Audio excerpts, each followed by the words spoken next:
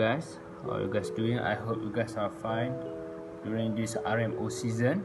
So for today online class, I will be teaching you guys about simple present tense. So turn to page 165. So the uses of simple present tense is first one to describe factual information. The second one is to describe actions which are true at the present time. The third one is to describe habitual or repeated actions. Understand? So the fourth one is to describe future actions which follow timetables and programs. So if you guys have any questions, feel free to ask me. I'll try to help you guys.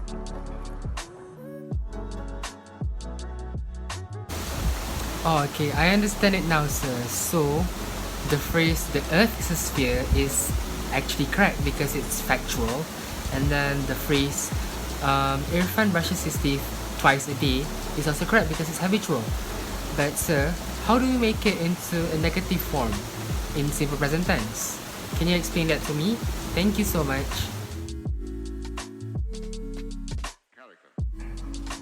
Sorry, I can't find my glasses earlier, so I had to use my son's.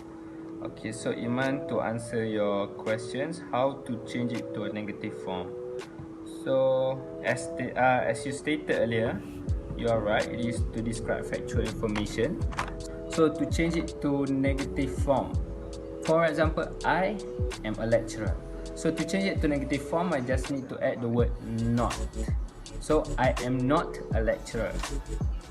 He is not a girl. So that's the example. Okay, so any other question you guys want to ask me? Alisa, how about you? I'm waiting for your question. Anything, just PM. So some of the examples are I am the President of the United States right now, which is actions true to present time, and the other example is his mother arrives in KL Central next morning, which is future action that follows a timetable.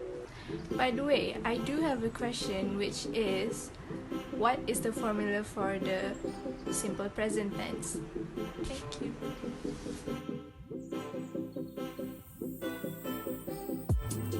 Okay, so I found my glasses. I left it over here and I failed to see it because I can't see. Okay, so to answer your question, Alisa, good question. Yes, there is a formula regarding this topic. So the formula is, for example, the sentence is she walks to school. Okay, so the subject is singular. Okay, so the verb we need to add the letter S. Walk become walks. Okay, she walks to school. He walks to school. But if the subject is I or you, I walk to school. It's gotta be root verb. You walk to school. Okay, how about there? So the subject is plural. So the verb, there's no changes to the verb. Okay. For example, they walk to school.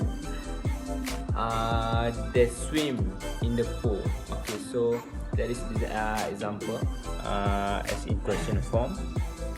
So when do we use does? When do we use do? So depending on the subject, if the subject is singular, we use does. So does he have a house? Does she have a house? Okay, so if the subject is plural, what do we use? We use do. Do they have a house?